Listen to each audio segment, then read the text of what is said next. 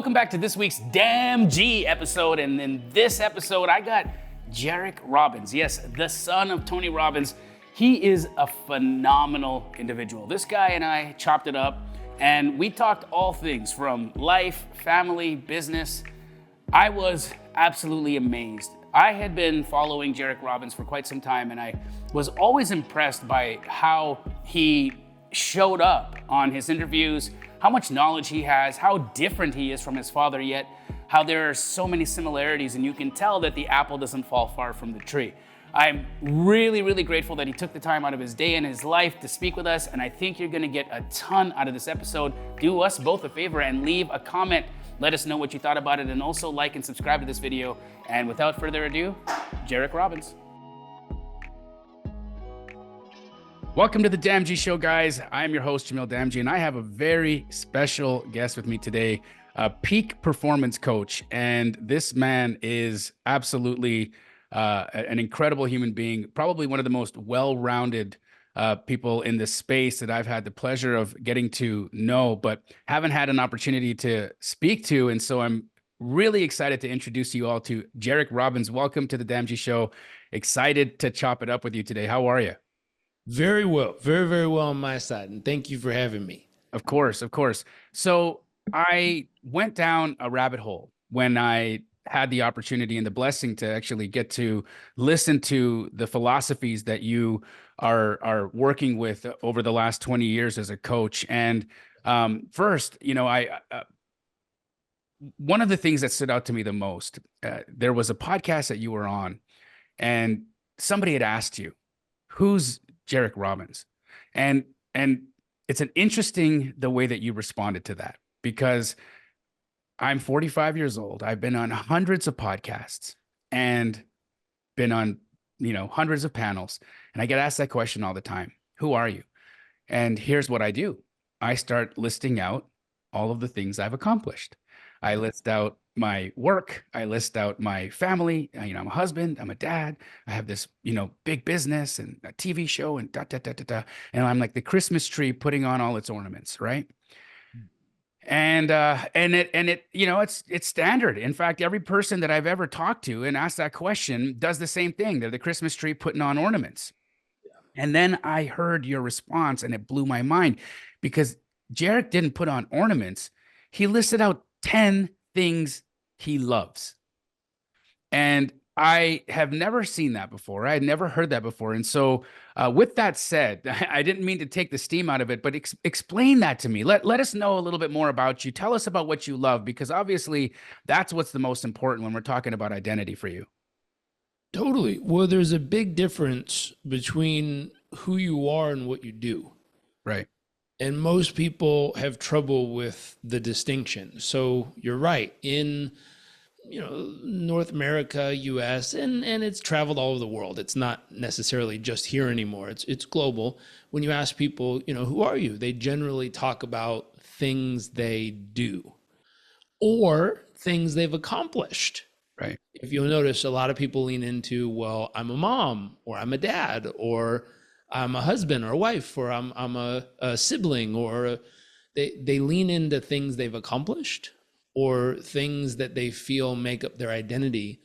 And when I stepped back and I thought about, and I was like, who am I? Not what I do, or not what I've done, not what I aim to do, but who am I as a person? Who am I? One thought might be, well, I'm a person, I think. That concept. And it's like, well, how would I really define me? Right. Well, I'm caring is the most consistent thing I've heard externally about myself. I remember I had a chance to go speak at an event with Seth Godin, and I tried to get him on my podcast years ago.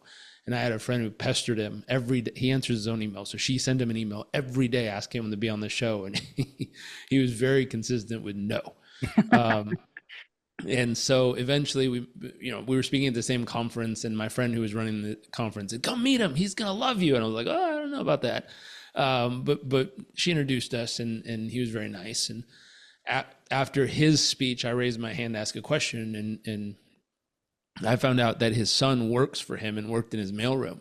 I was like, that's interesting. He's the guy who wrote the book on Purple Cow. Be different, stand out, do your own thing. Yeah. And why wasn't his son purple cowing? Like that just seemed curious to me because I grew up in an industry, where I have relatives and family in it, and I'm connected to him in different ways. And I was like, why is his son not purple cowing if that's something he believes in so much? And so I asked him the question, and he turned it around on me in front of the whole room. He was like, I don't think this has anything to do with me. I think this has everything to do with you trying to find your uniqueness in the space. And I was like, well, that's interesting. And he said, I've watched your stuff. I've listened to quite a bit of it, actually, which I took as a compliment. I was like, oh, that's cool. And he said, if you want to know what makes you different, if you want to know what sets you apart or what I see as unique or your purple cowness, he says, you genuinely do care about people. And I was like, wow, that's a neat reflection to hear from someone who's all about marketing and branding and getting to know the essence of the brand and bringing it to life. And I was like, that's true. I do care a lot. And so I think who I am is someone who cares. I'm goofy, silly, love to have fun, love to goof around, love the ocean. Head over heels in love with my wife. Really enjoy spending time joking around and being silly and learning, love to learn. Passionate about constantly learning and experiencing new things and going new places. Love to give back and find a way to creatively share with others what we've learned and what we've discovered. I think those are the things that probably summarize who I am. I absolutely love that.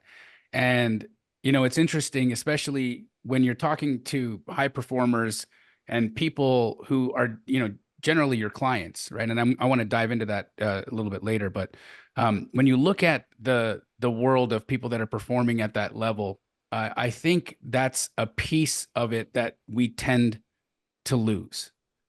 Not that we're not all just wonderfully caring human beings. Of course, there's a lot of people that may not be on that side of the spectrum. For myself, I adore, I care so deeply about the people in my world, and it goes and it shows in my work and how I relate and how I show up for the people in my world. But even then, it's something that if you aren't conscious of it, and if you're not aware to be caring and to make sure that that is how you thread your day-to-day interactions, it can get lost in the shuffle. It can get lost in the speed. It can get lost in the efficiencies of what we need to do operating at a level of a master in one's craft, right? And so I love that that's what you bring, and that's the essence of what you bring to the table in your work. And so I'd like to dive into this concept of, a performance coach, and especially at the level of the high achiever, the person at the pinnacle of their industry. I consider myself in the world of wholesale real estate, which you may or may not be familiar with. I'm considered the best in the country.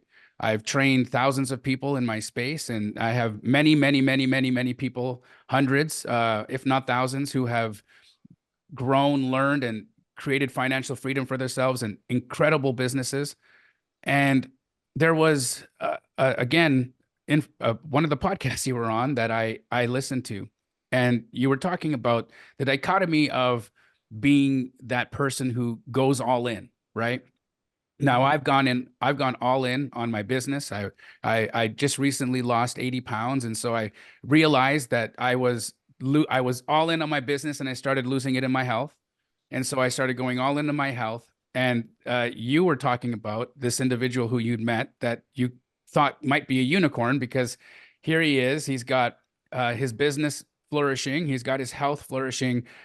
And then you asked, well, what about your relationship? And he said, between you and I, it's completely a disaster. And so, I personally can tell you that I absolutely have experienced that, right? I just recently experienced a separation from my wife, which is one of the most painful things I think I've ever had to deal with, still dealing with it. And I'm talking about a person who I genuinely love so much and will always love. Our separation will be one of the most caring separations I think that you could ever have, because the love is real between the two of us. But it's regrettable. It's regrettable to me that had to fall apart, or that I allowed that to fall apart. So, Jairek, what would you say is the secret to being able to fire on all cylinders and not lose a vertical in your life, not have something fall off to the wayside, because I just don't know how we can balance it all, because I don't think that balance really can exist when you're achieving at that level. Yeah. Um, so the challenge that most people have is they're using the wrong analogy. And so if you're trying to balance everything, it's the wrong concept. They're using the wrong framework to try to figure it out. And one of my friends, his older brother, was on an interview, and he shared something that was really unique. He said, I don't believe in work-life balance. I believe in work-life harmony. He said, if you've ever been to and he's in the music industry. He said, if you've ever been to an orchestra, if the horns and the strings and the woodwinds and the pipes and everything, if everyone with an instrument played in balance, it wouldn't create music, it'd create noise. And instead, you learn how these instruments learn to play in harmony. And when they play in harmony, it creates beautiful music. And so that concept of what would a symphony look like in your life? Because at certain moments, the drums are going to be really loud. At certain moments, the horns are going to be really loud. At certain moments, it's going to go dead silent, and you're just going to hear a flute in the background. At certain moments, you're going to hear different pieces. And then a really great analogy actually came to life. If you've ever seen Chris Rock, he was talking about how he got a divorce. And he said it takes two people to move a couch. Try to move a couch by yourself. It doesn't go very well. No. It takes two people. You got to both lean in. You got to both put your effort in. You got to both do the work. And he said in his life, he's a superstar. He's very well known. He's done extremely well in comedy. He's blown up. He's known around the world. He's accomplished all these things, and his relationship fell apart. And the whole purpose of that specific show he was sharing was, he said, sometimes you got to be the person who plays the tambourine instead of the lead singer. And in his life, he was a lead singer just about everywhere in everything. And he said what he wasn't good at was playing the tambourine. He said, sometimes you got to learn to play the tambourine like your life depends on it, or in that case, like your relationship depends on it. And it's saying, roles and responsibilities is the non-sexy way to say it. But business people tend to understand pretty quick who's in charge of what. What does being in charge of a category look like, and what does being support look like? Oftentimes we like to say, well, you're in charge of it, it's not my deal. That's like the tambourine player saying, well, you're the lead singer, why should I help? Right. Because you're an important part of the band. Right. Like the noise you make, the rhythm you keep, the sound you make actually brings it all together. Right. And so for a lot of people, they're so used to being the lead singer that they don't know what playing the tambourine even feels like. They don't understand the concept. They think it's beneath them.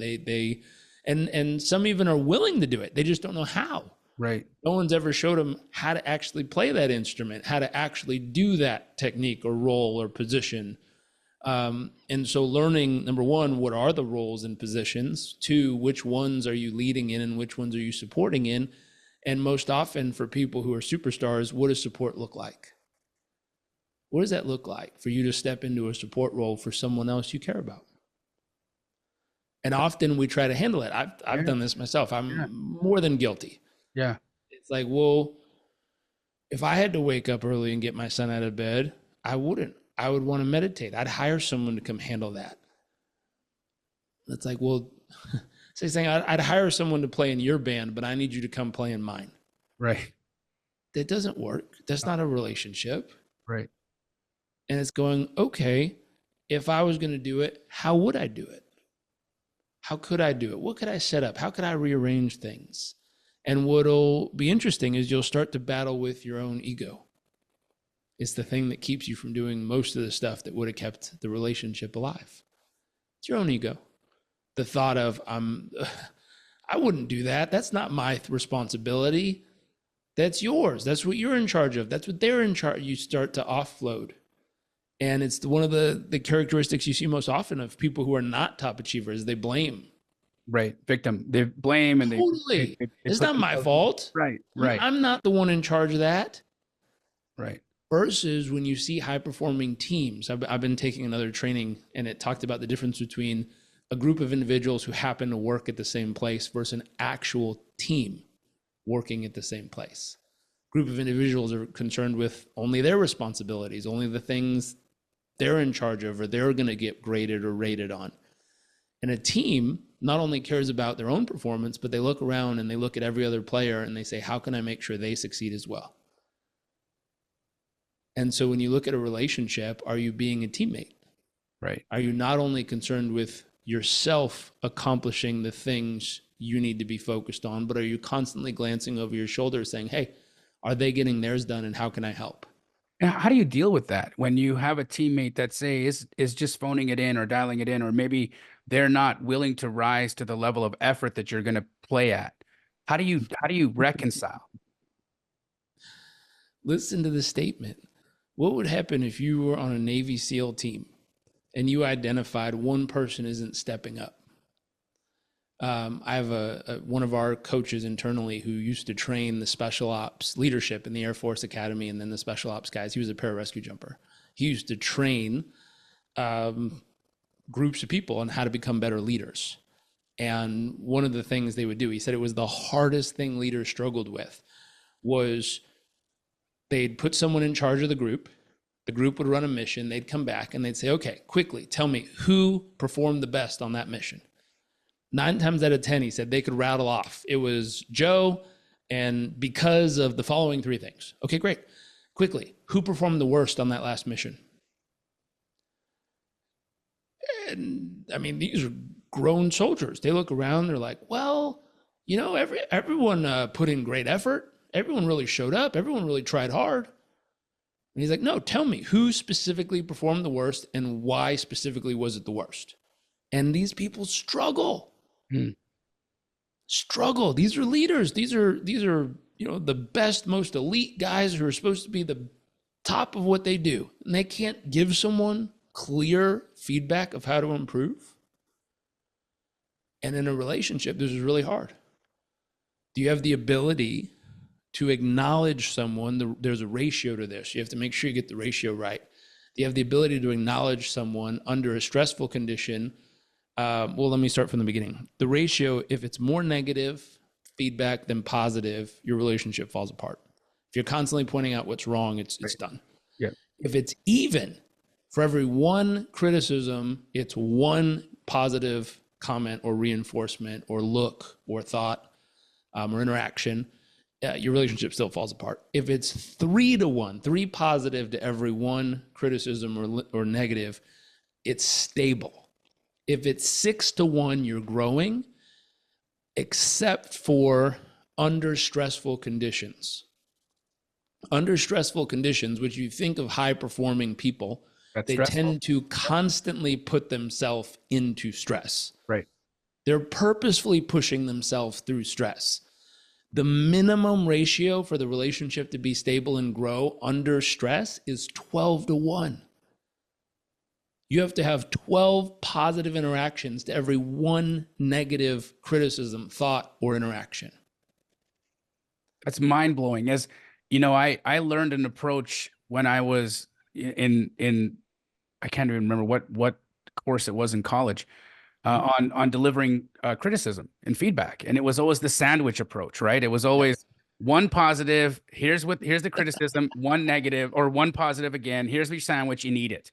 Yeah. And so you're 2 to 1. I'm 2 to 1. I'm dead. Dead. And the proof is in my. And there's proof. It's dead, right? So I suffered the consequence of not, and I followed the sandwich approach like it was the rule, because it was what I learned. 12 to 1, Jairek. I mean, how do we? First, thank you for. How did you measure that, and how do we tell more people that? Like, how does that even become something that became knowledge to you? I mean, that's a lot. That wasn't me. That was a giant research study done within organizations to figure out what kept an organization healthy, and then someone translated that information over to relationships to study it and see if there was the same effect, and there was. And so what's fascinating about that is I always say don't play and hope you win, like play to win. Meaning, if you were going to fix the game in your favor, if you were going to, it's not even cheating, it's just saying, if you were going to purposefully offset the equation, how could you do it? One thing my wife and I do every morning is go for a walk. And we start the walk by telling each other what we're grateful for, what we're excited about, what we're proud of each other. We purposefully pre-flood the day with everything in our favor. We dump in, instead of 12, we dump in 20, 30, 50, 100 things into each other to start the day. And then we let kind of life happen, which will naturally have little moments that kind of chip away at our ratio. But my thought is, why risk it? Why play a normal game when you have the ability to set habits in place that completely set the odds in your favor? That's genius. I learned that about you and your wife. You work together, and which is stressful in and of itself. It's hard to do that. It's and do it at a high level. I once worked with my significant other, and that relationship failed, and so did the business, right? And so it was all around bad.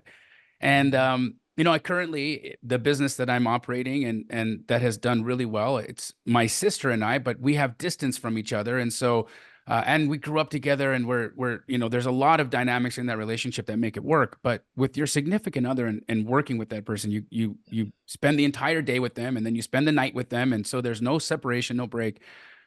Uh, it's incredible that not only have you been able to flourish in the business, but that you two just seem, I mean, you even create content together.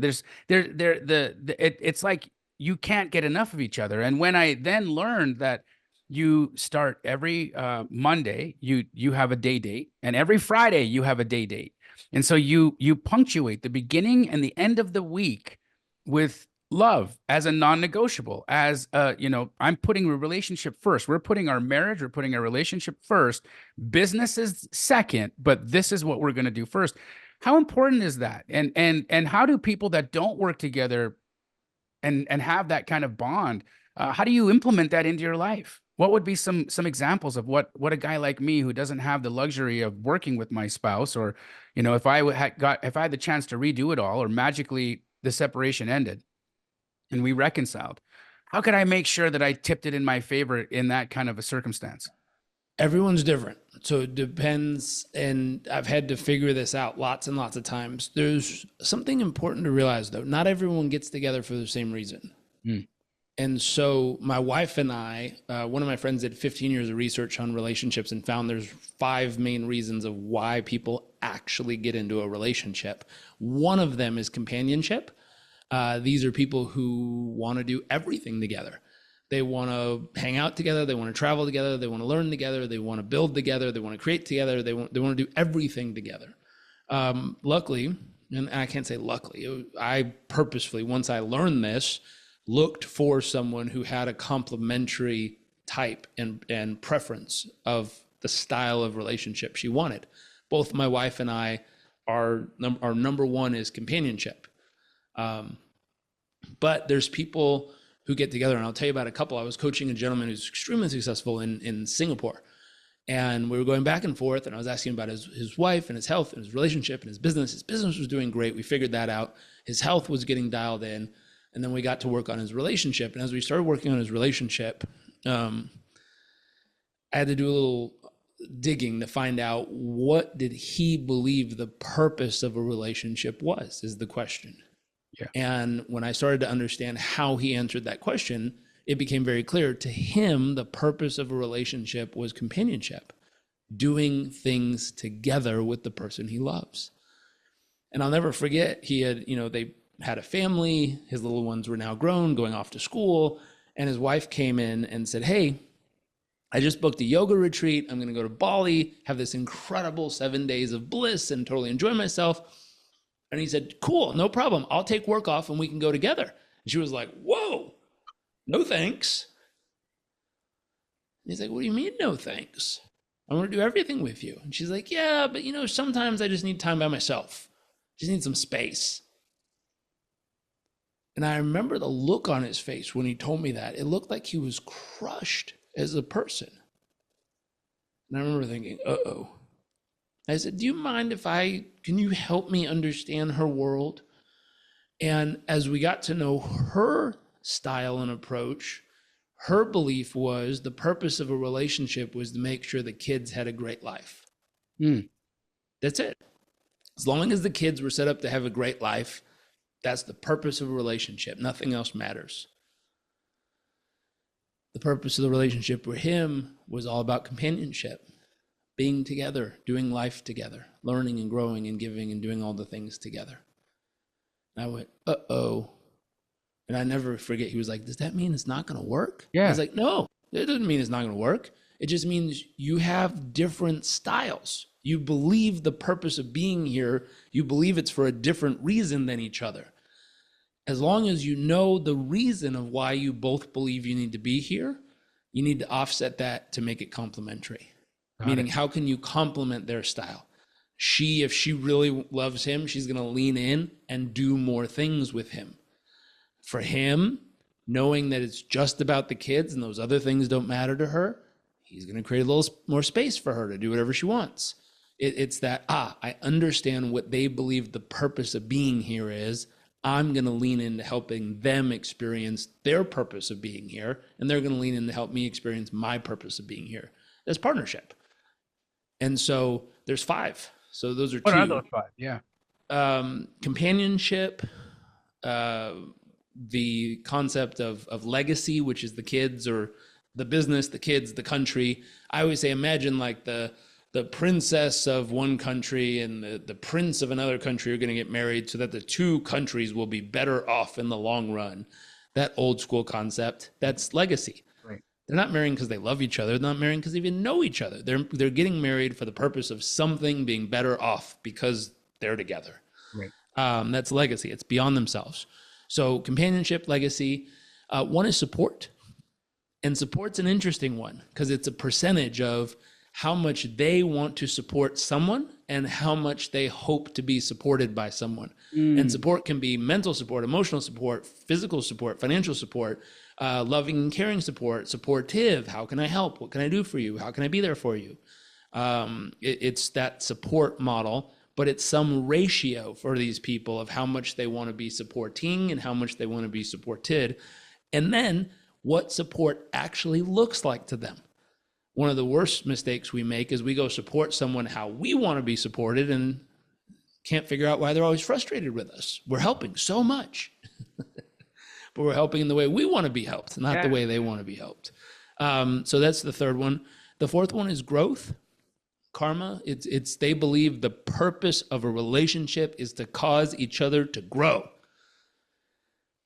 And so my question is, what happens at some point in life if you stop growing? Yeah. And it happens. It does. Or you grow at different rates, and you grow at different speeds. Right. You hear a comment like, what if they're not willing to step up?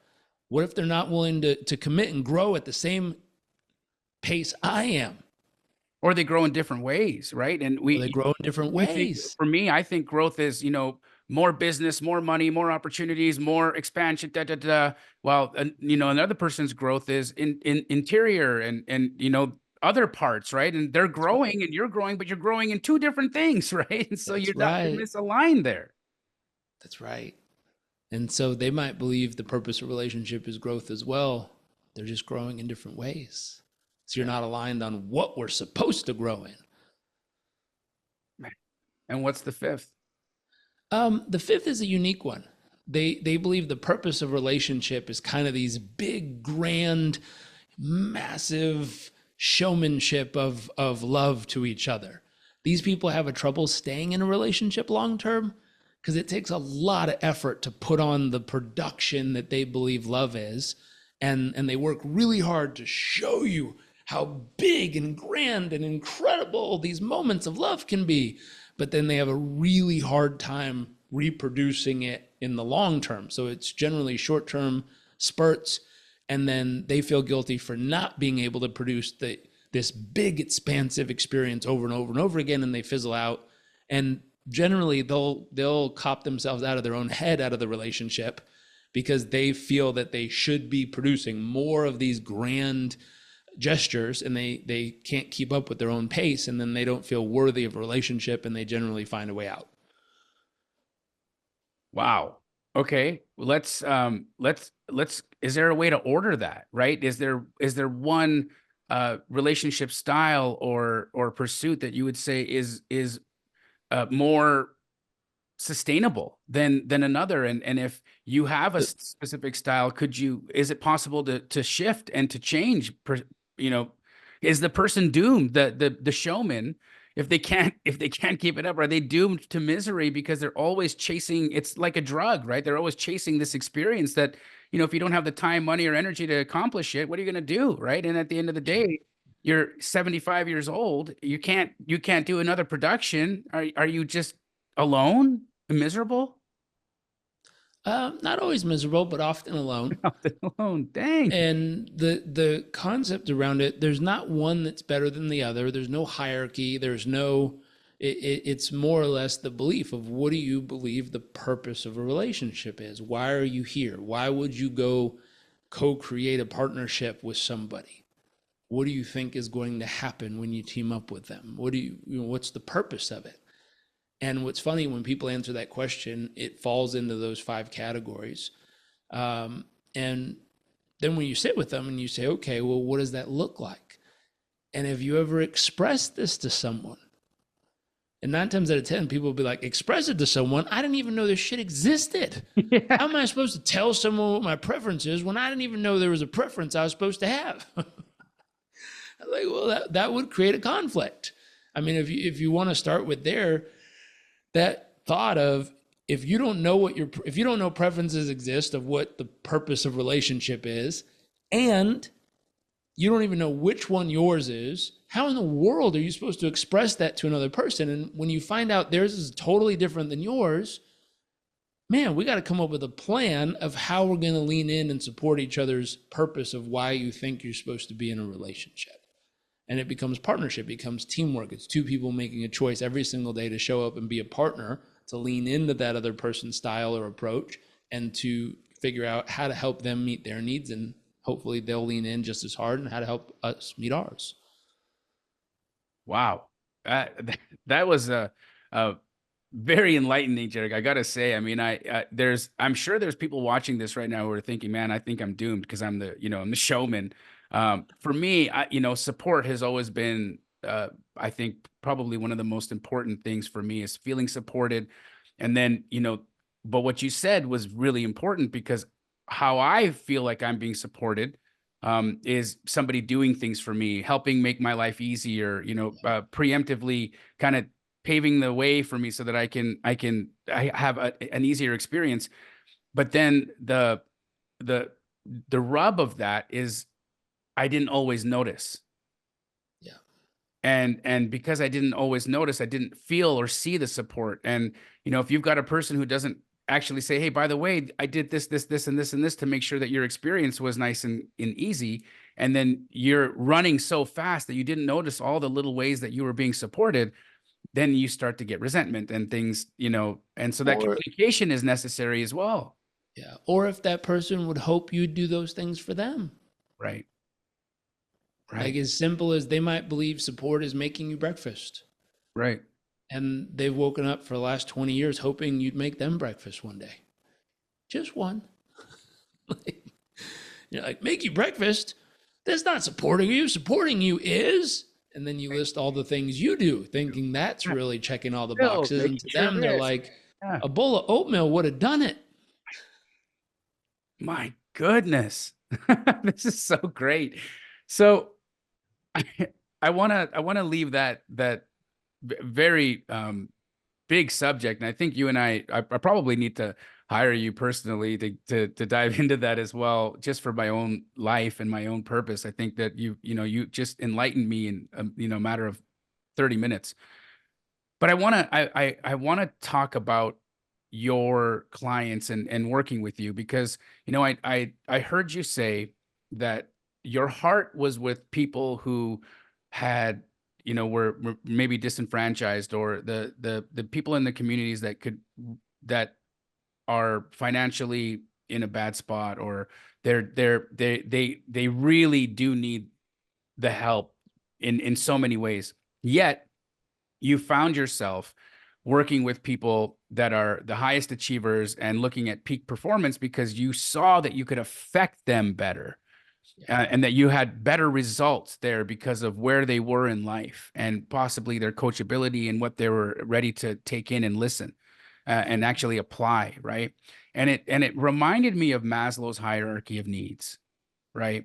Is especially when you're talking about people that are on that, and I'm sure you're familiar with that pyramid.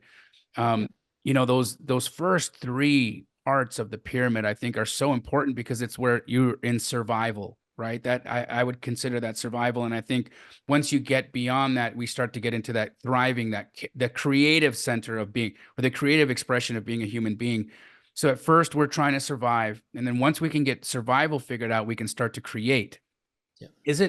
Do you feel because people have been able to handle their financial needs, the day-to-days, accomplishments and all that, do you think that that's why they're more coachable in that way, that they're ready to receive higher perspectives because those needs have been met? Possibly. I'll give you another framework if I could find it, and I don't know if it'll show up on the video. Let me see if I can find it real quick. We did a really great training and learned about this. It was someone who took spiral dynamics, Maslow's hierarchy of needs. They took these different frameworks and they rebuilt it in the something. And let me see if I can get this on the camera. Can you see that? I can, yes. So we've got contribution, living in purpose, collaboration, cultivating community, alignment, authentic expression, evolution. And then you went out of focus there, performance, relationship, and viability. Got it. And so if you start at the bottom, yep. The bottom, and there's three chunks. There's foundation, there's evolution, and then there's purpose. So the bottom three are the foundation. So viability, which is ensuring, oh, I just lost it. Where'd it go? Viability, which was ensuring food, shelter, safety. From once you have the viability in place, that next layer up is relationship. So building social bonds, building connections, building deep relationships. Then it's performance. From there, there's an evolution where it's no longer about what you can accomplish or what you can achieve.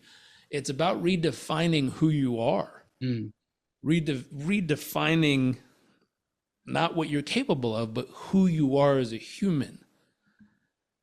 From there, once you've redefined who you are and you've courageously evolved, you've broken down, and I remember hearing this one time where they said within 5 minutes of being born, you're told what country you belong to, you're told what religion you belong to, you're told what tribe or community you belong to, you're told where you're going to go to school or the type of people you're going to be surrounded with. All these things are picked within 5 or 10 minutes of a kid entering the world. Right. And then I always ask people, I meet them, you're a grown adult, you've been around for 20 years, 30 years, 40 years, 50 years, 60 years. At what point in your adulthood did you sit down and look at all the things that were assigned to you and decide, is that the best option for who I am? Right. At what point did you sit down and say, okay, I was told I'm an American. Is that the best option? Right. Right. I'm an adult. I could choose to live anywhere in the world. Sure. If I looked at the options seriously, have I decided what else is out there? Have I looked at what other choices there are and come to the conclusion as an adult, after weighing and contemplating all the options, this is the one I still choose? What I'm about to say is a challenging one for most people. Have you sat down and said you were told from birth that you're a certain religion? Right. At what point in your adult life did you sit down and look at all the options, read about them, learn about them, study them, go visit people in them and see what they're like and how they live and what they do, and then come to the conclusion, the one I was told at birth that's the one I like. I do like this one, and here's why. You were told, all these things that were assigned to you. At what point did you make a conscious decision? And that's that middle chunk, the conscious evolution, where you sit down and you identify everything you believe yourself to be, and you make a conscious choice as an adult, looking at all the options. Is this what I choose to be, and who I choose to be, and how I choose to operate moving forward? The biggest challenge most people have is, one, figuring out the first three. And the first three are getting the foundation set. This is food, shelter, safety, consistent income of sorts, just the foundation of life, to live the basics of life you want. Second, building really strong relationships with people around you, having a deep kinship, that relationships, people you can lean on and people that can lean on you. Third is performance, showing yourself what you're actually capable of achieving. The questions that people are deeply, innately trying to solve inside of themselves with those is, do I have enough? Am I loved enough? And am I enough? Those are the three questions people are trying to figure out at those first three levels. Do I have enough to live the life I want to live? Yep. Am I loved enough by the community I seek love and connection and relationship with? And am I enough as a human being? That's your self-worthiness. Yeah. Yeah. And often, I mean, when's the last time you looked yourself in the mirror and said, hey, how do I know if I'm enough? Right. It's funny you can hear people. You can. You can hear people's behavior. You can hear what they're craving. I sat with a friend's sibling the other night for dinner, and she sat down and she was in a 7-year relationship that had ended up not working. And she's in her mid-30s now. And she told me for about 25 minutes how it's no longer about chasing relationships, and it's really about self-love and just spending time with herself. And she's not going to violate her standards for love. And, you know, she's really not even focused on guys anymore. And it's really about doing this and this and this. And it's like someone screaming, please love me, pick me. You can hear it. Once you have those filters, you meet people and you can listen to which bucket they're craving. How people introduce themselves. Right. The story that, my goodness. And that was funny because I'm in this retreat. I go to this, meditation retreat. It was a week long. And you'd sit at different tables every day for lunch. And you'd meet new people every day, and then you'd give them that Cliff Notes version of who you are. Yeah. And again, it was, here's my accomplishments, all the things. And by day 2, I started getting tired of hearing my voice. I started getting tired of the things I was saying. And then by day 3, I'm like, are those things I'm saying even true anymore? Were they ever true? I can't even remember. Going back now, and I want to look at my history, I can't even remember the moments as clearly as I think I can. And so I can't even say if things happen the way that I think they happened, or is my brain just creating a version of it that's going to be complementary to help my ego make sense of myself, right? And so you get to this point where you're like, I don't think I know anything anymore, right? And it's terrifying. It's terrifying, but it's also freeing because it gives you a canvas in which to create from, right? And so really, the neat part as people work through that is, once they sit down, they tear apart all the things that their structure of self. They purposefully redefine it. Purposefully meaning they ask themselves, what's most important to me in life? What's truly going to matter? When we die, people don't describe us as the person who worked days and weekends and long hours and late nights in the boardroom. They don't put your net worth on your tombstone. No, not yet, at least. But it hasn't happened in history. It's not what people care about. They care about the human. Who was this person? They were kind. They were loving. They were funny. They were caring. They were creative. They were the character traits of who this person was is what stands out and becomes most important. And the thought with that is, when you ask someone what's actually most important to them, and you can extract their values. You have them write them all down, and you have them put them in order. At this stage of your life, at this moment of your life, what is most important to you?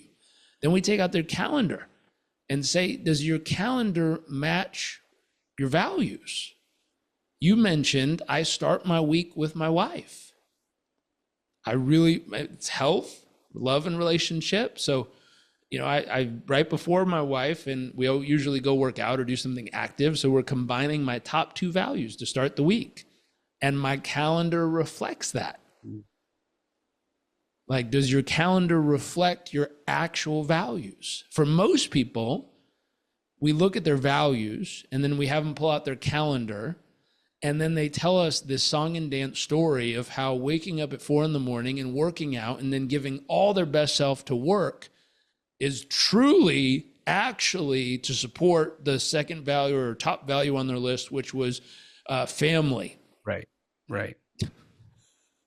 You're telling me the best you've come up with in 45 years is waking up early, focusing on yourself, and sprinting out the front door, and that's called loving my family. Now, I get it if you have to. Wow. Different situation. I'm glad you came up with a story that makes you feel better. But if you can work hard enough and come up with a possibility that you can actually pour your best self into your family to start the week, now your calendar matches your values. Even if it's 15, 30 minutes, like you start your week by connecting with the people who are most important to you. Then you get into whatever's next most important to you. And the truth is, when I ask people, where is work on their list of values, rarely is it in the top 3. Every now and then you have people who just love it. Like, it's who they are, it's what they're made to do, and their work isn't work to them. Yeah. Like Kobe Bryant playing basketball, I don't think that was work to him. Right. Shaq playing basketball, like Tiger Woods playing golf, I don't think he's like, oh God, gotta go to the office again. Like that's not work to him. That is part of their DNA. That is their passion, their love, their joy, their art. It's their creativity, which is why they do it all day, all night, forever. And because they're so convicted by their passion and creativity in that sport or art, they struggle in relationships and often struggle in their health. It's a common theme. And so even for someone at that level, we have to start with asking the question, what's most important to you? And if they come straight out and say, golf is the most important thing in my life. Second most important, my health, because I have to be healthy to succeed at golf. Third most important, my team, because I need a great team to succeed at golf. Like, shit. All right. I understand. We're going to be really great at golf. And I was like, do you have any inkling or interest of other humans? And they're like, I was like, okay, great. Relationships aren't important to this person. Noted.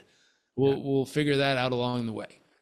Now, over time, though, that might be a season of their life. Right.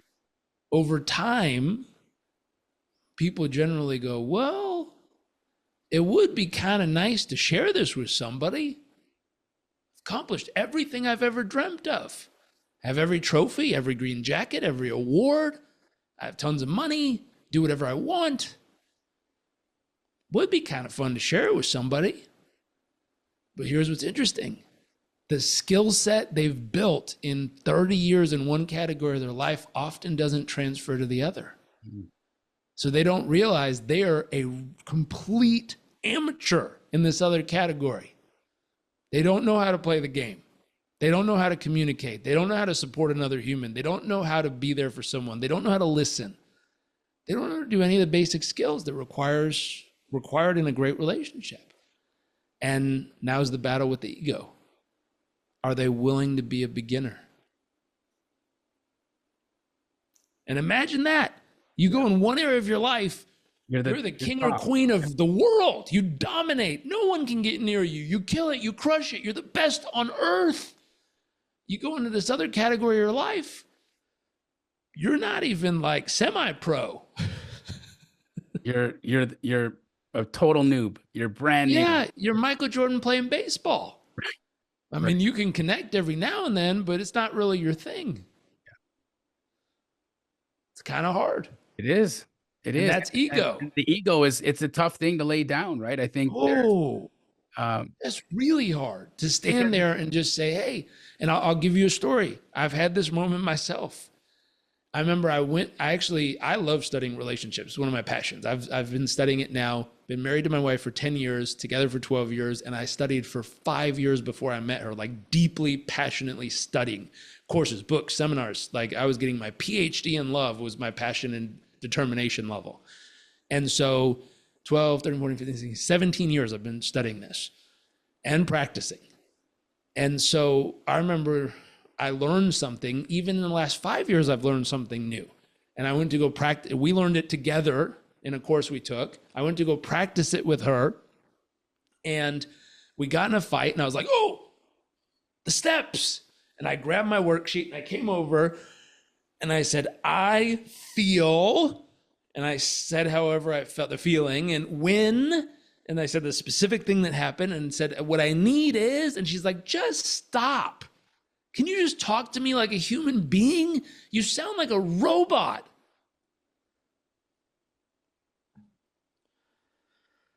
I was like, I'm trying to use the tool. She's like, I know you're trying to use the tool, but you sound like a robot. Just speak to me like a human.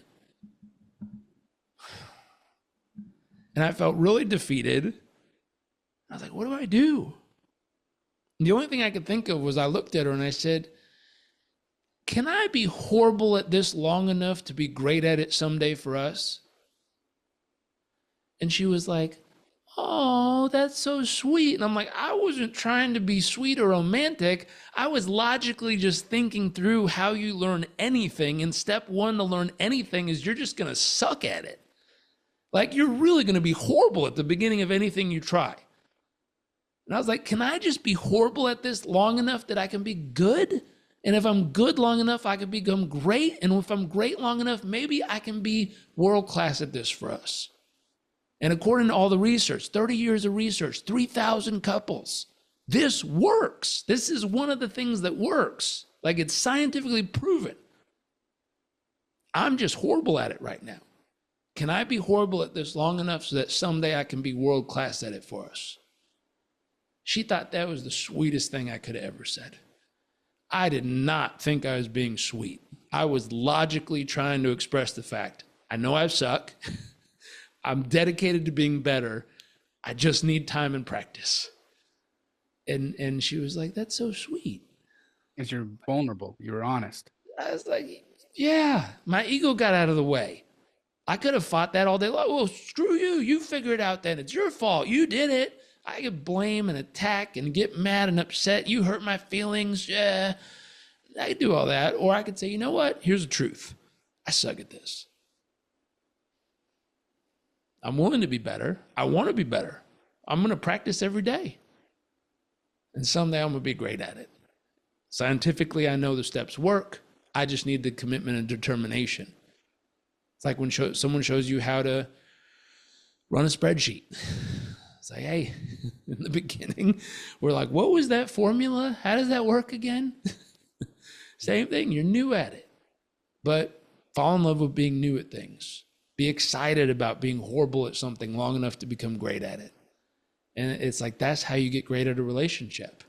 And remember, the skill set doesn't transfer. Just because you've dominated in one category of your life, it doesn't automatically mean the other category of your life is going to go amazing. You hear endless stories about this. Like you hear people who were absolutely the best in earth on whatever they were doing. Guys, you know, and I don't mean to pick on guys, but guys in business can't figure the relationship out for the life of them. Doing all kinds of stupid stuff. Dudes in sports can't figure relationships out for the life of them. They're the best on earth at what they do. Astronauts, Red Bull dudes, like pick your category. And women just the same. Nowadays, you have women who are the best on earth at what they do, making hundreds of millions of dollars, and for some reason, they can't figure out a relationship. It's like, are you willing to step into the arena and just be horrible at it long enough to become great? It's incredibly important, Jairek. And I think it's something that, everybody who's wanting to have a full life has to understand that, the core four that I know you talk about are areas in the life that you have to work at, and you're going to suck. And maybe you're good at relationships, maybe you're good at health, but you are broke. And so, you got to learn a new skill set. You got to get out and do it. And you're going to suck at it in the beginning. Just like when I got into my field, I sucked at it in the beginning. And, you just get better and better and better until you become the best. And it's like that in anything. You've got to put that effort in. The other part that makes people struggle is when they used to be good at it, or they were so focused on it in one time of their life that they were obsessed with it. And then they realized, oh, this isn't all that life is about.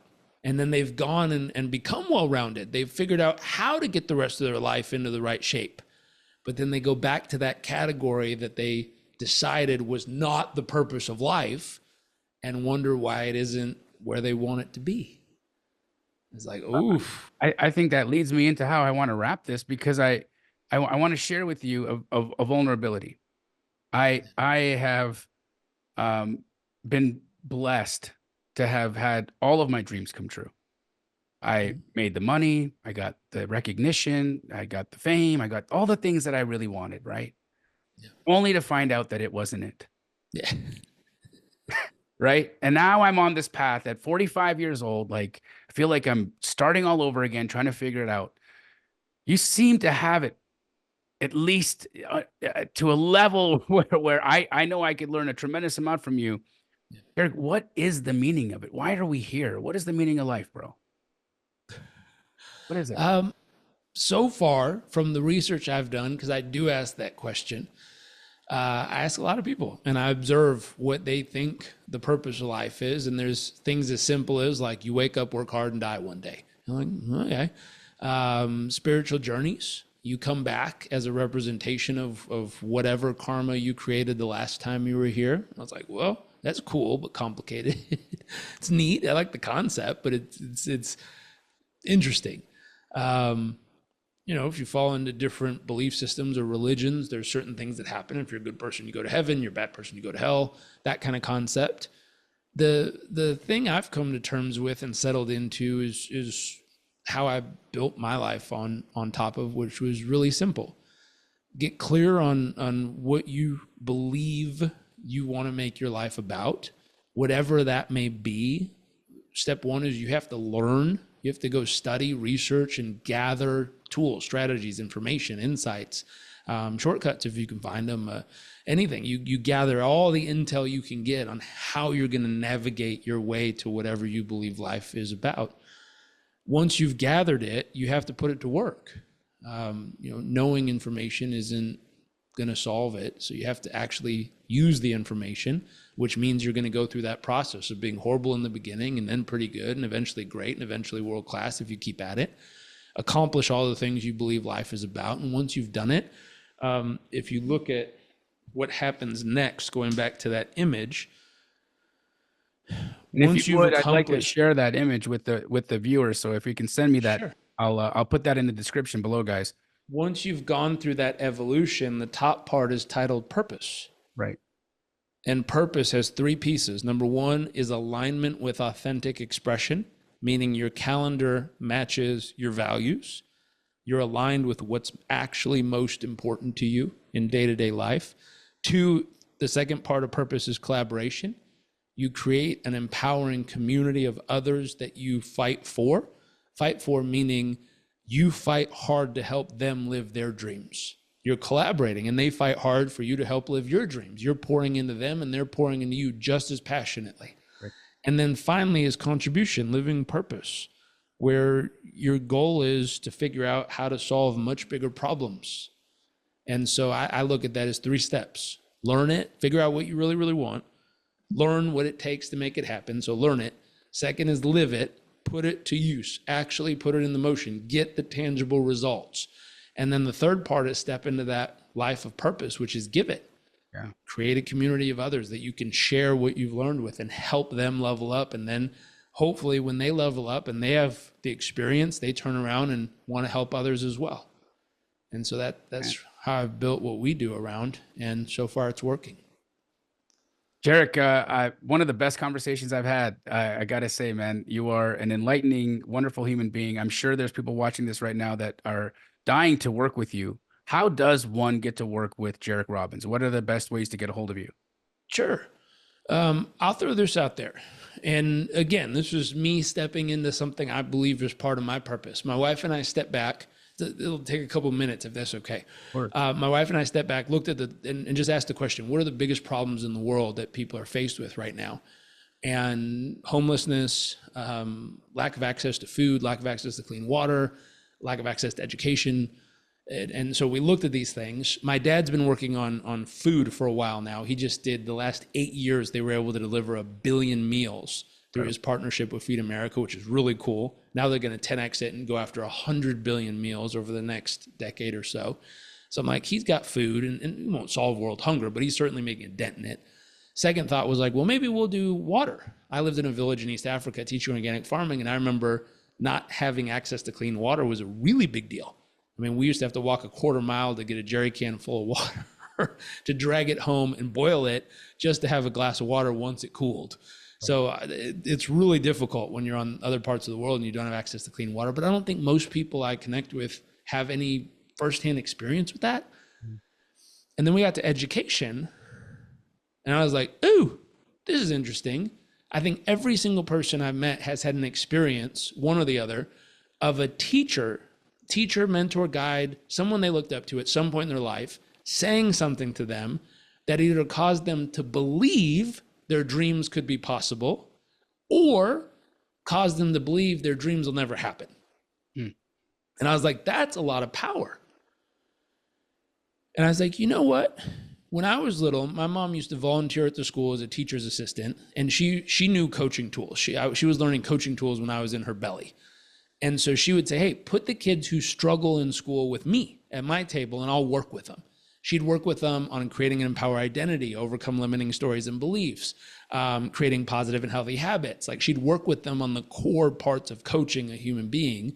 And then within a year to year and a half, these kids would become A and B students from C and D students who struggled.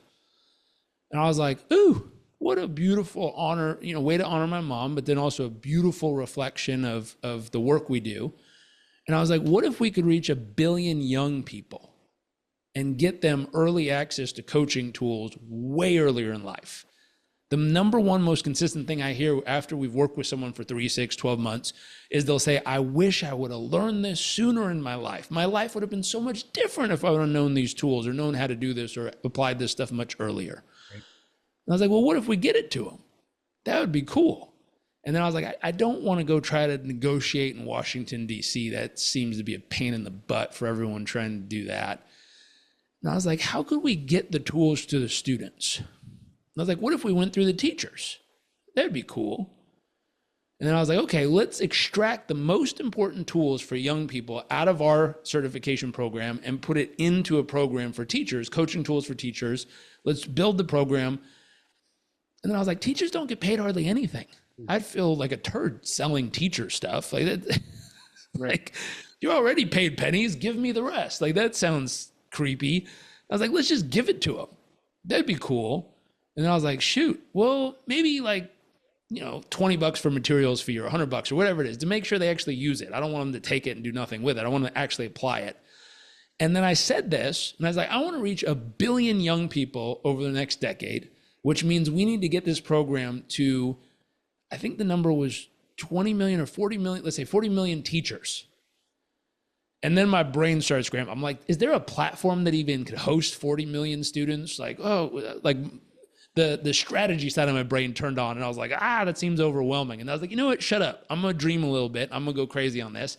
I'm just going to speak it out loud and see what happens.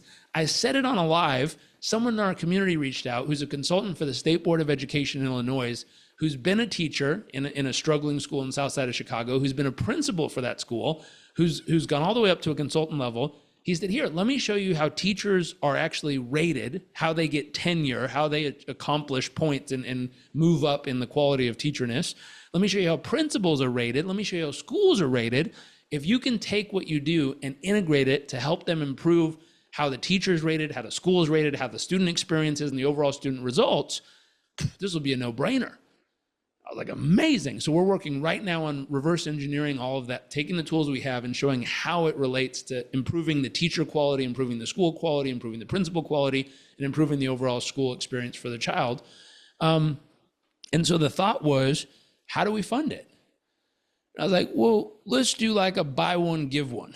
And I'm like, I don't think we're going to magically sell 40 million certifications over the next 10 years. That's a bit steep.